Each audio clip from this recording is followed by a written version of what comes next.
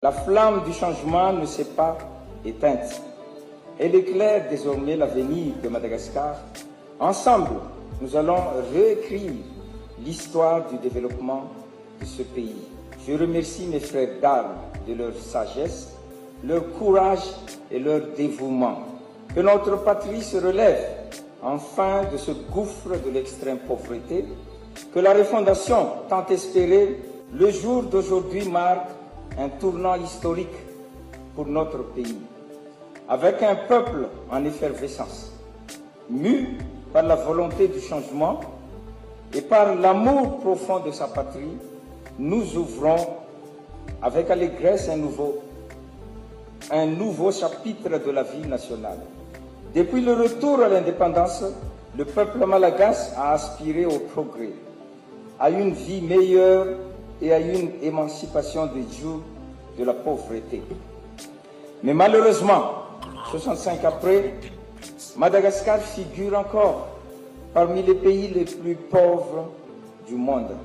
Cette situation chaotique a éveillé la conscience d'une jeunesse audacieuse, une jeunesse qui espère un futur plus prometteur et un avenir plus sûr pour eux et pour les prochaines générations. Cette jeunesse, victime d'injustice, de pillage de ses ressources et du détournement des biens publics, composée majoritairement de la génération Z, soutenue par l'ensemble des citoyens malagasy, est descendue dans les rues pour réclamer la refondation nationale et la résolution des problèmes socio-économiques récurrents dans le pays, notamment la coupure incessante d'eau et d'électricité. Malheureusement, en réponse à ces revendications, le régime autoritaire qui a plongé notre peuple dans l'obscurité pendant des années a joué la carte de la violence, de la brutalité et de la violation flagrante des droits de l'homme, plus particulièrement du droit de manifester pacifiquement, un droit pourtant reconnu, protégé par la Constitution.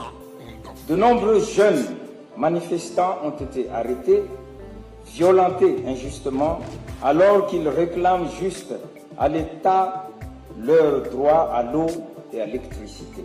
Face à ces cris des jeunes et à la détresse d'une population désespérée, et pour la sauvegarde de l'intérêt supérieur de la nation, l'armée, avec l'appui de ses frères d'armes des forces de l'ordre, a sagement décidé de se ranger aux côtés du peuple.